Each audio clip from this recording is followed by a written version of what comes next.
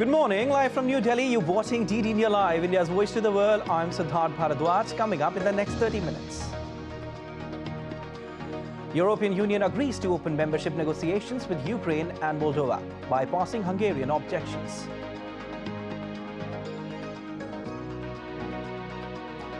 Top Biden advisor Jake Sullivan to meet Palestinian President Mahmoud Abbas today as US pushes for more precise military operations in Gaza to save civilians. India thrashed South Africa by 106 runs in 30-20 cricket match in Johannesburg, levels series 1-1.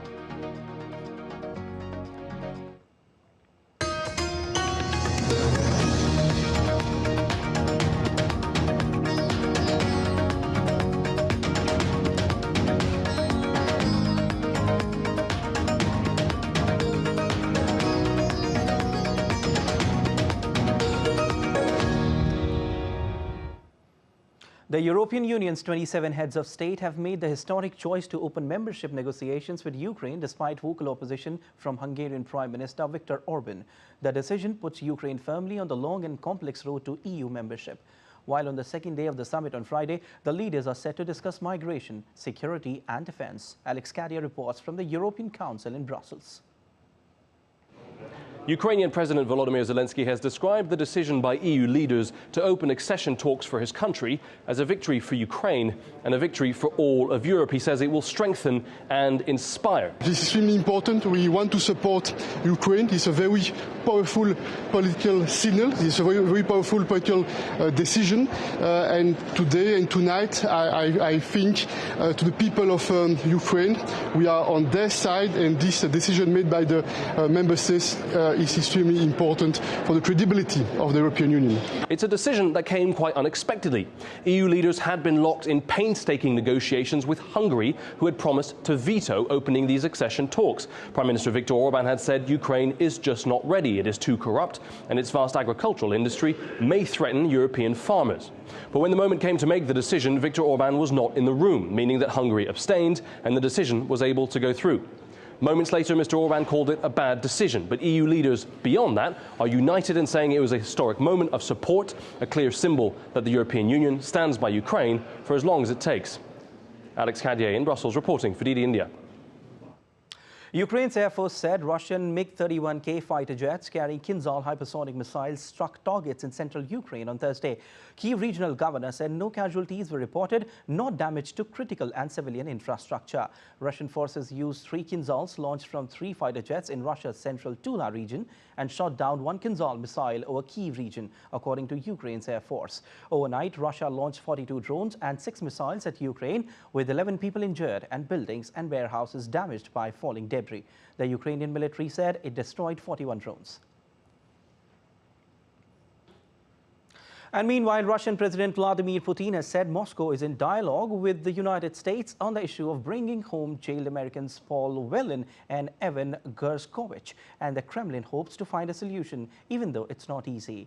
Putin spoke about Whelan and Gershkovich during his year-end news conference in response to a question about a recent offer the Biden administration made to secure the 2 men's release. The U.S. State Department reported it earlier this month without offering details and said Russia rejected it. U.S. State Department spokesperson Matthew Miller said the U.S. has put multiple offers on the table, including one significant offer that we made as recently as a few weeks ago. Shifting focus to Israel-Hamas conflict now. White House National Security Advisor Jake Sullivan met with Israel's Prime Minister Benjamin Netanyahu on Thursday to discuss the ongoing situation in Gaza. The 2 leaders discussed about securing the return of hostages held by Hamas terrorists and the continuation of humanitarian aid for Gaza's civilian population. Netanyahu also briefed Sullivan on regional threats, including Iranian proxies Hezbollah in Lebanon and Houthis in Yemen. With the war's consequences escalating fast, Netanyahu has so far brushed off appeals for a ceasefire, and he thanked the United States for blocking the attempts at the UN to stop the fighting. I greatly appreciate the US support for Israel in the supply of munition for the Israeli army, in blocking the attempts at the UN to stop the fighting, and in the assistance in returning our hostages. I would like to clarify, the return of our hostages is the main goal. We are not relenting in our efforts even for a moment. Even at this moment, I told our American friends, our heroic soldiers have not fallen in vain. Out of the deep pain of their having fallen, we are more determined than ever to continue fighting until Hamas is eliminated, until absolute victory.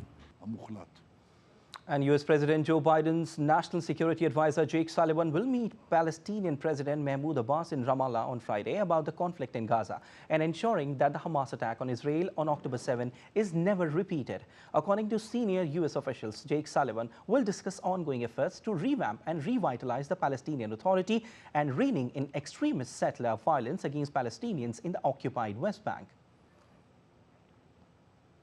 2 weeks after a truce collapsed, the Israel-Hamas conflict has entered an intense phase now, with fighting now raging across the entire Gaza Strip. The ground incursion in Khan Yunis, Gaza's second city, entered a critical stage on Thursday as Israel pounded the center. Internet and phone networks across Gaza again went out on Thursday, according to the region's main telecoms company. Israel has reportedly said the current intensive phase of the conflict could be finished in a matter of 2 or 3 weeks, while adding that the conflict with Hamas could last several more months. Reacting to the intense fighting, White House NSA Sullivan said the governance of the West Bank and Gaza Strip needs to be connected under a revamped and revitalized Palestinian Authority. Sullivan, who's visiting Israel and spoke in an interview with an Israeli television, said he had talked with Prime Minister Benjamin Netanyahu about Israel shifting from high-intensity military operations in Gaza to a more precise and targeted phase. Sullivan did not provide a specific timeline or elaborate on what such operations would look like, although he said Israel was expected to continue its military campaign for some time. He said occupied West Bank and the Gaza Strip need to be connected under a revamped and revitalized Palestinian Authority government.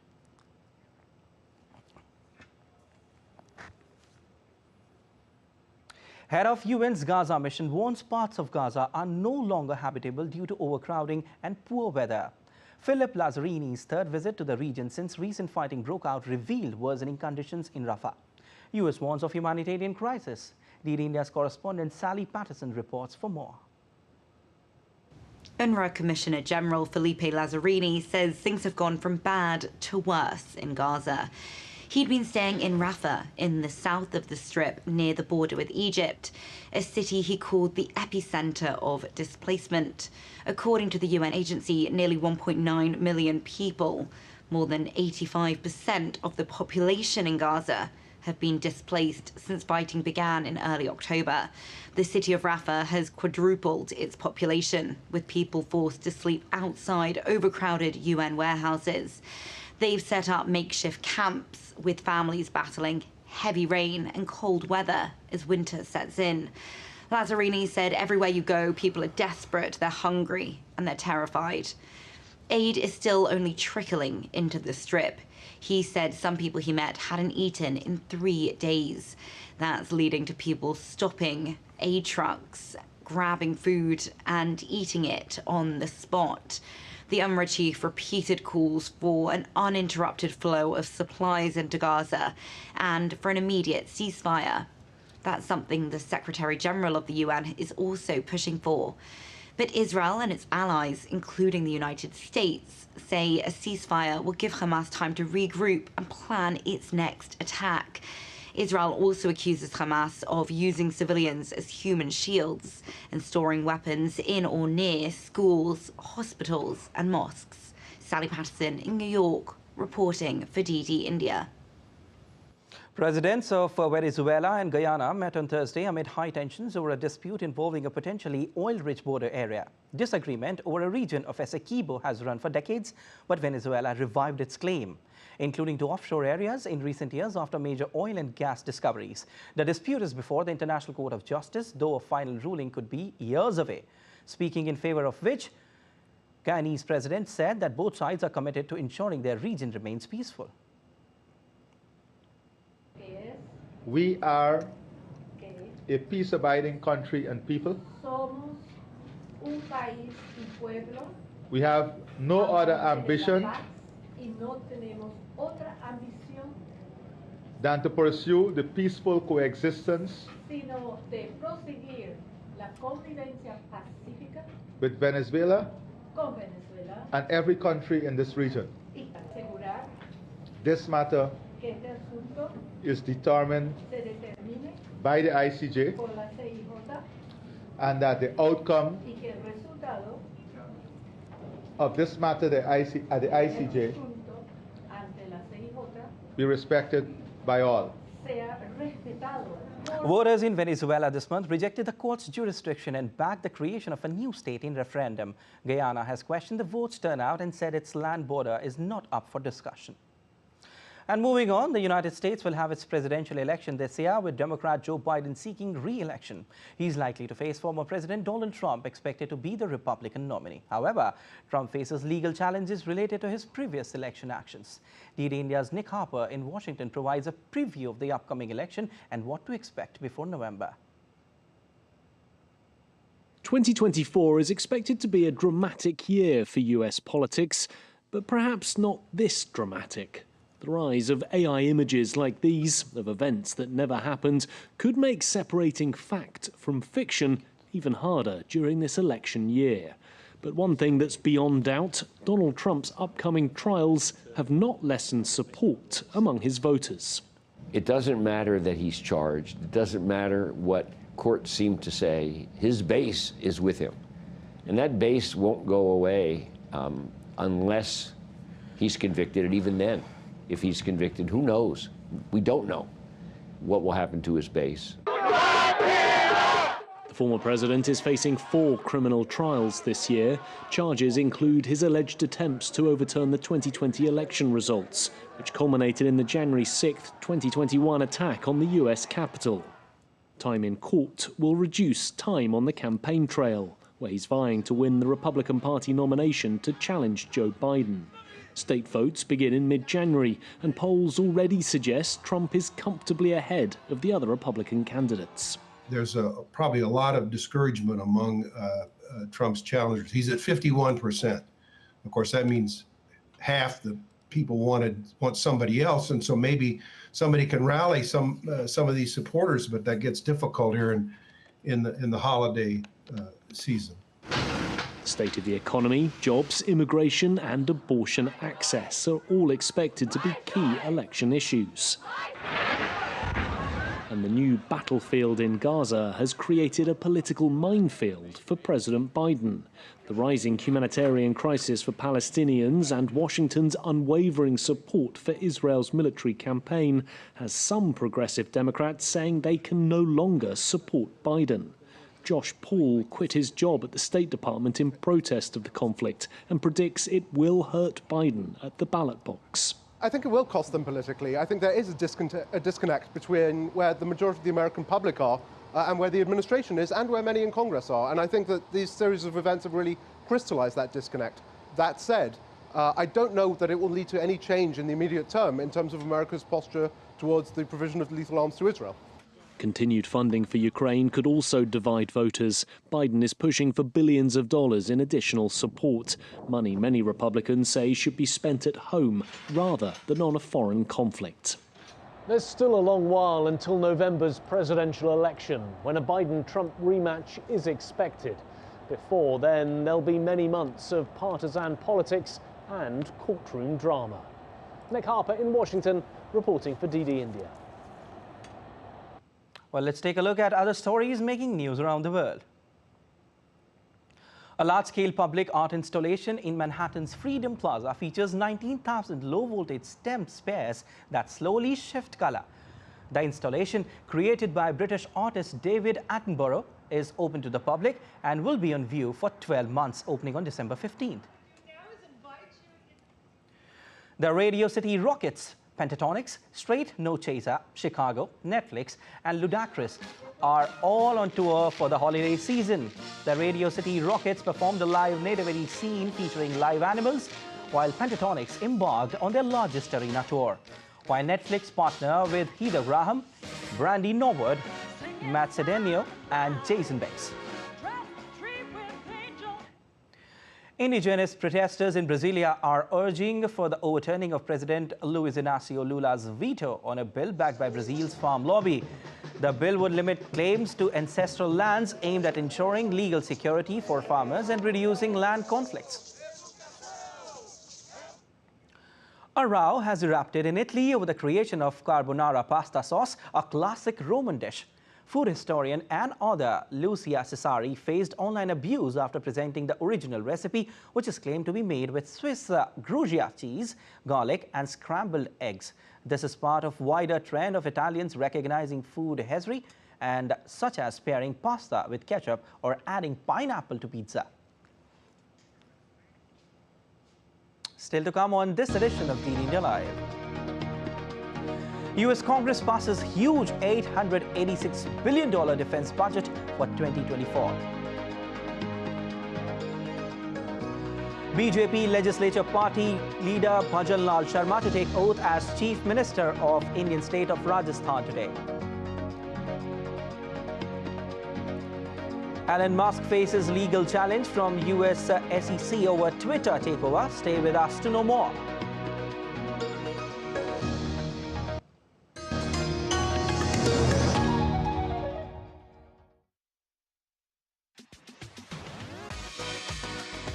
India that invents. India that innovates. India that excites. India that invites. Land of possibility. Teeming with opportunities. Watch India Ideas each Thursday, 8 p.m. only on DD India.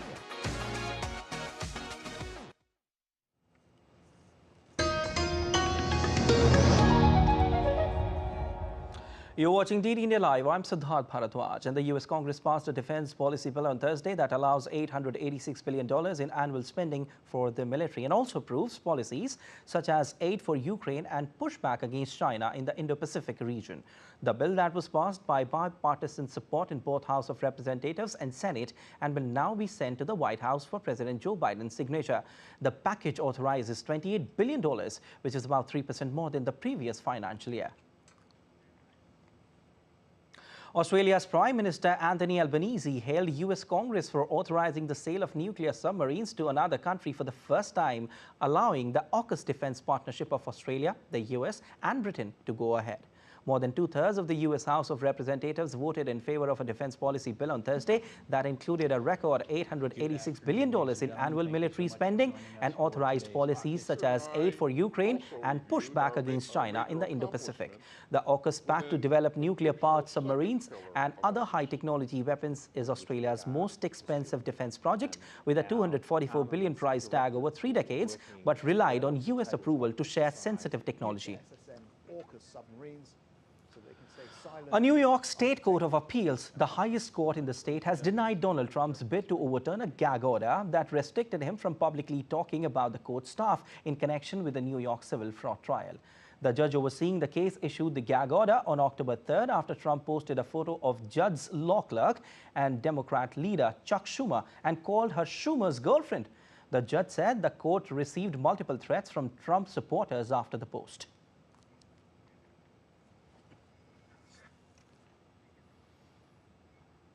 Elon Musk faces legal challenge from US Security and Exchange Commission over Twitter takeover. They want him to testify regarding public statements and paperwork for the buyout. DD India's Caroline Malone reports on the developing situation.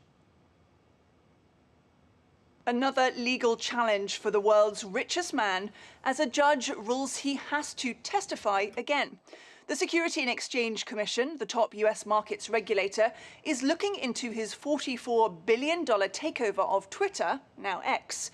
He first disclosed he'd purchased stock in the company in April 2022. He gave the SEC documents and then testified via video conference. They received new paperwork and said they wanted him to testify again, and he said no. So they sued Musk in October to try and get him to testify. But his lawyers advised against it and said last month the SEC's pursuit of Mr. Musk has crossed the line into harassment. Well, there have been many years of animosity between the SEC and Musk, who's the owner of X, Tesla and SpaceX, since 2018, when he tweeted he had funding secured to take his electric car maker private. That also led to a shareholder lawsuit. But ultimately, Musk was found not liable for misleading investors. Well, Tesla is still the world's most valuable automaker. But now Musk is being compelled to testify again about Twitter. All this at a time when the company is $13 billion in debt and is losing advertiser revenue. Caroline Malone in Washington for DD India. And back home, India's ruling political party, BJP's leader Bhajan Lal Sharma will take oath as Chief Minister of Indian state of Rajasthan on Friday. The state governor will administer the oath to Mr. Sharma. Two deputy chief ministers, Diya Kumari and Premchand Bairwa, will also take oath. The swearing-in ceremony will take place at Albert Hall in Jaipur. Prime Minister Narendra Modi, Home Minister Amit Shah and BJP National President JP Nadda will attend the swearing ceremony. And let's take a look at other stories making news. According to a statement released by Information and Broadcasting Ministry, Viksit Bharat Sankalp Yatra has reached a monumental milestone with participants exceeding 20 million in less than a month. The Yatra has reached nearly 60,000 Gram Panchayats with more than 16 million Indian citizens taking the Sankalp to work towards striving for a Viksit Bharat by 2047. India's Minister of State for External Affairs, V. Muralidharan, submitted a reply in Indian Parliament House, Rajya Sabha, that Prime Minister Narendra Modi has been conferred with the highest national awards of 14 countries since 2014 in recognition of his leadership at bilateral, regional and global levels. PM Modi also received the highest environmental award of the United Nations in 2018. Thousands of devotees attended the Kanduri festival in Nagaur Dargah in the South Indian state of Tamil Nadu. The festival is celebrated from the 1st to the 14th day of Saint Shahul Hamid's death anniversary during the Islamic month of Jamatul Akhir. Saint Hamid was the revered 13th generation descendant of Saint Sufi. People were seen flocking to the Dargah at night. Visuals from the spot showed elaborate lighting, parades and grand tableaus on the streets. U.S. stocks ended firmer on Thursday, with the Dow Jones Industrial Average notching its second straight record high close. There is optimism among investors that borrowing rates will decrease next year following a dovish pivot by a Federal Reserve. The S&P 500 also closed higher, gaining 0.26%, while Nasdaq Composite gained 0.19%. The Dow Jones Industrial Average rose 0.43%.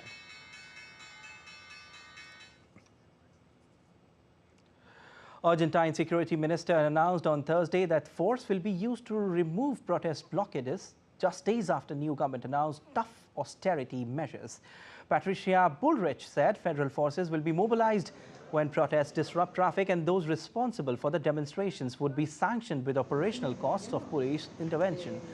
The security protocol followed an announcement earlier this week, the economic shock measures aimed at fixing the country's worst crisis in decades.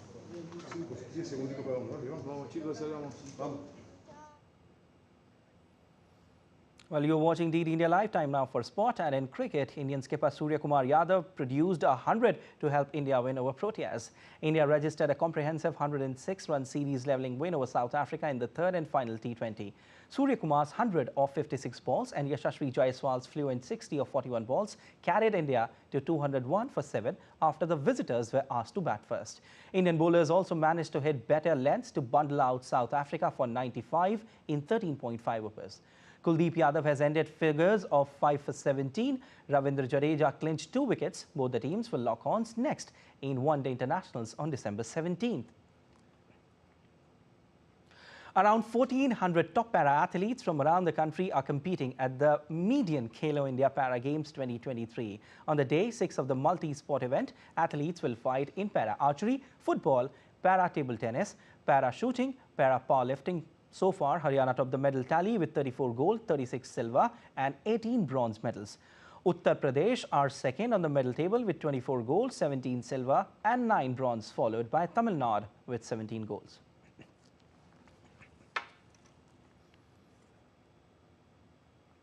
Sandeep Dangi is a para-table tennis player who created history by bagging bronze at Asia Para Games. But do you know that 90% of his body is unresponsive? Yet, his grit, determination and perseverance is weaving a dream of achieving the impossible. Here's a special report by DD India correspondent Deepika on the Sandeep's road to glory. Holding the table tennis pedal is tough for Sandeep Dangi, as 90% of his body is unresponsive. But with just 10% of his active body, Sandeep is creating huge records and has become a force to reckon with. Sandeep recently bagged a bronze medal at the Asian Para Games and received a lot of applause. Prime Minister Narendra Modi too put a special tweet congratulating the player. मुझे भी नहीं पता था कि इसकी जो injury spine injury होने से पहले कि स्पाइन इंजरी में इतनी प्रॉब्लम्स होती हैं।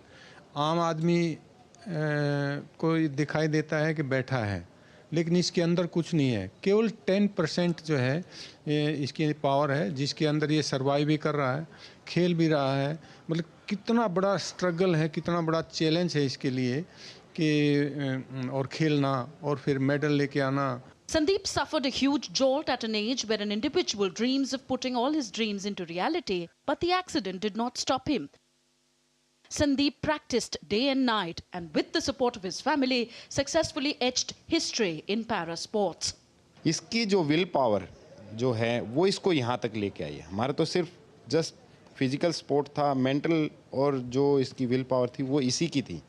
तो आप ये देखिए कि अंदर से कितना स्ट्रॉन्ग था। वैसे तो इस इंजरी के बाद टूट जाता है बंदा, लेकिन इसको मोटिवेट करने वाले पापा थे, उन्होंने बूस्ट अप किया, बहुत बूस्ट अप किया इसको।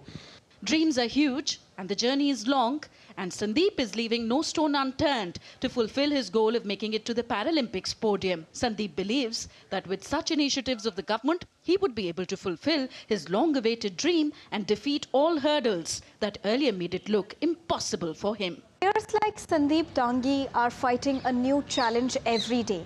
And initiatives like Khelo India Para Games are helping them to add wings to their dreams. With many more international events coming and with the coming of many more initiatives by the central government, these players are all the more hopeful of having more power to their game. With camera person Saurabh, this is Deepika Mehta's report for DD India. The Antarctic Ice Marathon took place just a few hundred miles from the South Pole at the Union Glacier in Antarctica, where the 68 runners faced sub-zero temperatures and strong winds. American Stephanie completed the race in 5 hours, 4 minutes and 13 seconds to finish first, with Grace Sian in second place and Russian Olesya Muzorina in third.